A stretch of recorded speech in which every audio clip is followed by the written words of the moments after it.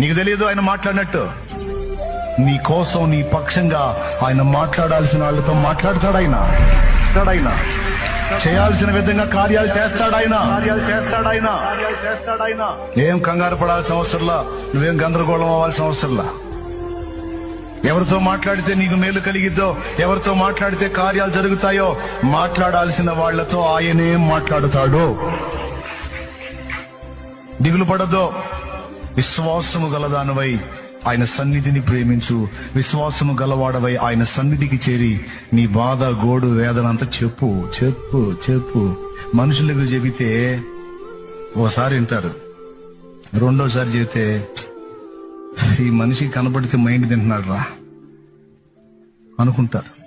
10 మంది దగ్గరికి వెళ్ళి నీ బాధ 10 సార్లు 10 మందికి చెప్పుకునే కంటే ఆ 10 సార్లు ఒక్క దేవుడు, నీ ప్రభు అయిన యేసు దగ్గరికి వెళ్ళి చెప్పుకో 10 సార్లు.